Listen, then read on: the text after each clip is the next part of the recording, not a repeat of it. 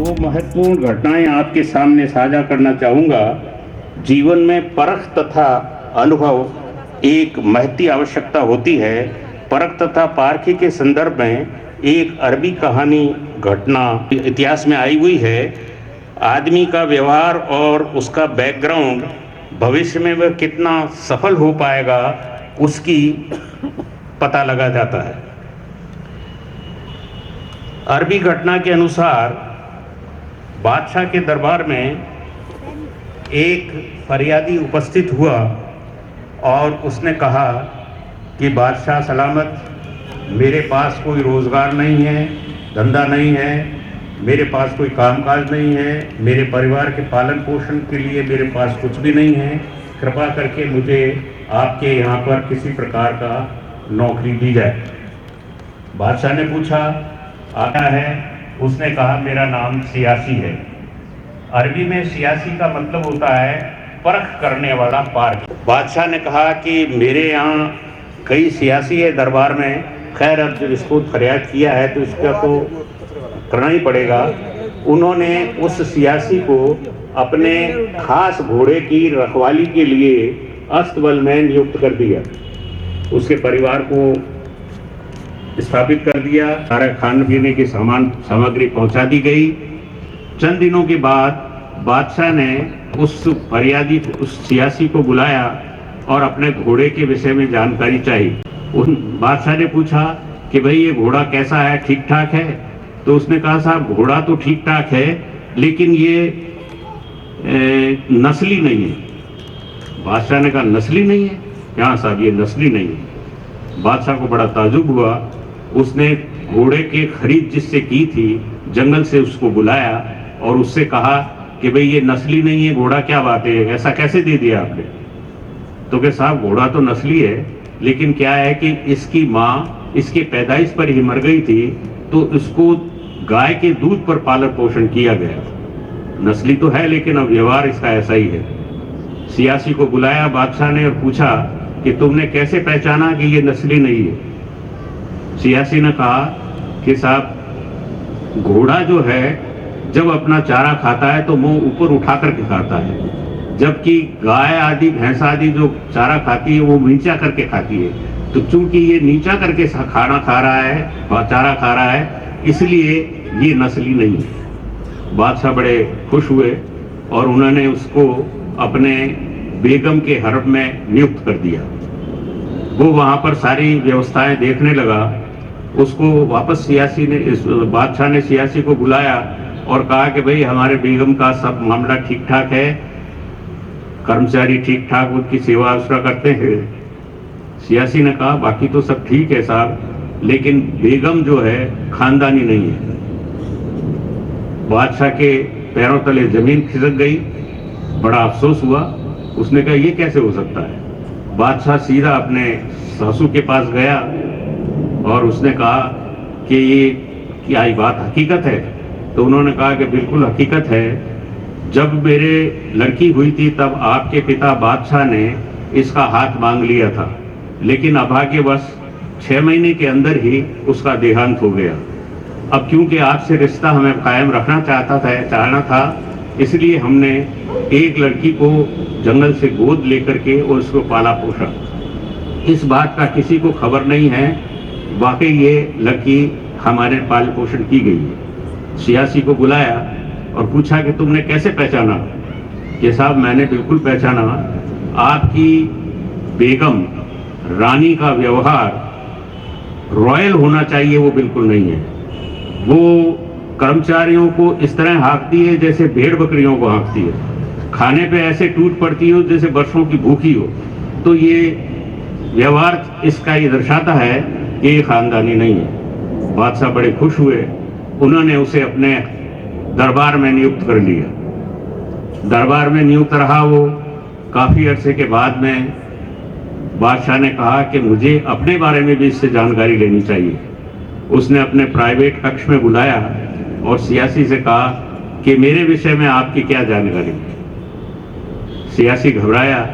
उसने कहा, साहब आपके विषय में क्या बताऊं? कि नहीं बखूब बताइए मेरे विषय में क्या है। कि साहब जान की खैर कहो तो मैं बताता हूँ कि जान की खैर दी तुम्हें। बोलो तो उसने कहा कि बादशाह सलामत, ना तो आप बादशाह हैं ना आप रॉयल हैं, इसलिए आपका व्यवहार तो बिल्कुल ही ऐसा है नहीं, आप बादशाह नहीं है, रॉयल नहीं है, खानदानी नहीं है। बादशाह को बड़ा गुस्सा आया, तलवार पे हाथ गया, लेकिन क्योंकि जान बख्श दी गई थी उसने कुछ नहीं कहा और सीधा अपने सासू के पास गया और उसने कहा कि क्या बात ये सही है? कि बात बिल्कुल सही है। नहीं, अपनी माँ के पास गया और उसने कहा कि बात ये क्या हकीकत में सही है? माँ ने कहा बिल्कुल सही है। जिस वक्त हमारे कोई औलाद नहीं थी तो हमने किसी गडरिये के बच्चे को गोद लेकर के उसका पालन पोषण किया है, तो तुम हैं हमारी औलाद ही है, हमने किसी को बताया नहीं है, इसलिए ये बात बिल्कुल ही गुप्त रखी गई है, इसमें कोई सार्वजनिक करने की आवश्यकता नहीं है। बादशाह ने सियासी को बुलाया और पूछा कि भाई तुमने कैसे पता लगाया कि मेरे अंदर वो ब्लड नहीं है? उसने कहा साहब ऐसा है कि जब भी आप बादशाह खुश होता है तो आप तो भेड़ बकरियां, अन्न, मांस, घी, दूध आदि का इनाम देते हैं, लेकिन बादशाह जब खुश होता है तो हीरे जवाहरात, मोती आदि का दान दिया करता है, अशरफियों का दान दिया करता है। तो आप में वो व्यवहार कुशलता तो है नहीं, इसलिए आप सियासी ने कहा कि आप बादशाह नहीं है। खैर, बादशाह ने इस बात को खुश हुआ कि भाई इतनी बात को ये परख सकता है, एक पारखी वास्तव में एक इम्पॉर्टेंट है। तर्क ये है कि किसी भी समाज में, राष्ट्र में, देश में किसी को भी अपनी उसकी राष्ट्र की, समाज की या संस्था की जिम्मेदारी देनी होती है तो उसको पहले परख लेना चाहिए, उसका बैकग्राउंड पता कर लेना चाहिए, वो कितना व्यवहार कुशल है, कितना डिवोशन है, इस बात की तहकीकात करने के बाद ही हमें उसको चुनना चाहिए। एक दूसरी घटना और मैं आपके सामने प्रस्तुत करना चाहता हूँ। वह घटना जो है, एक परिवार के अंदर शादी विवाह का तय करना था, तो लड़के वाले परिवार जो है उनके यहाँ आए, लड़की वाले के यहाँ सारे दस्तूर हुआ, रिंग सेरेमनी हुई, सगाई तय कर दी, शादी तय कर दी और ये बताया गया कि भाई अमुक दिन का सावा निकलता है, आप लोग बारात लेकर के आएँ और अपना कार्यक्रम पूरा करें। लेकिन एक मेरी शर्त है कि बारात में बूढ़ा नहीं आएगा, वृद्ध आदमी कोई नहीं आएगा, इसलिए अब वो बुड्ढों का कोई आवश्यकता नहीं है, बुड्ढों को नहीं लाएंगे। ठीक है, वो चले गए। जिस दिन बारात लेके आनी थी उस दिन बारात की तैयारी होने लगी तो लड़के का नाना जो है वो अड़ गया। वो नाना तो ना ही कहता है, वो कभी हाँ कहता ही नहीं है। उसने कहा कि मैं तो साथ चलूंगा, चाहे उसने कुछ भी आपके साथ शर्त रखी हो, अदरवाइज मेरी लाश के ऊपर से आपकी बारात जाएगी। बड़े संकोच में आ गए, कैसे करें? तो किसी तरह से उसको इस तरह से ले जाने के लिए तैयारी की गई ताकि कोई पता न लगे। बारात पहुंच गई, बारात पहुंचने के बाद ठहर गई, हलकारा गया और कहा साहब बारात आ गई है और ये टाइम है, हम घोड़े पे चढ़ करके बारात आपके द्वार ले आएंगे। लड़की के पिता ने कहा कि एक बात और सोच लीजिएगा, एक शर्त मेरी और है कि मेरे यहाँ जो नदी बह रही है इसमें पानी नहीं बहना चाहिए, दूध बहना चाहिए। अगर दूध बहा सकते हो तो आप बारात लेके आइएगा, वरना नहीं आइए। हलकारे ने जाके कहा कि साहब उन्होंने एक दूसरी शर्त और रख दी है कि मेरे यहाँ जो नदी बह रही है उसमें पानी नहीं बहना चाहिए, दूध ही बहना चाहिए। उन्होंने कहा ये तो पॉसिबल नहीं है, इतना दूध कहाँ से लाएंगे, कैसे करेंगे, इसलिए बारात तो वापस लौटो।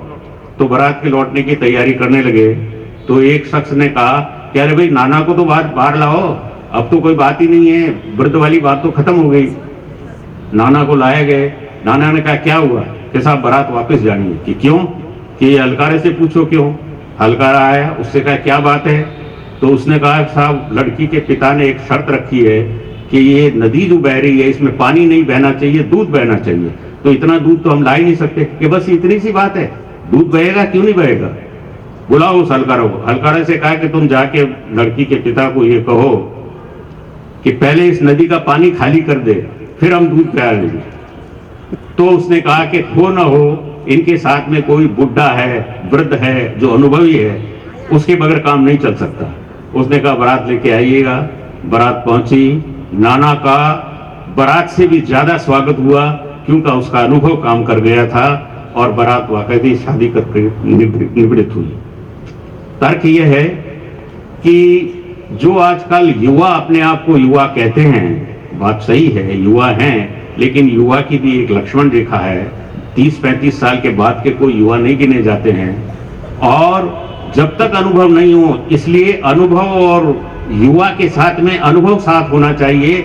अगर अनुभव नहीं होगा तो काम आगे बढ़ेगा नहीं। जैसा कि इसमें रहा, बारात वैसे लौट जाती, अगर वो नहीं होता अनुभव साथ में तो कैसे होता।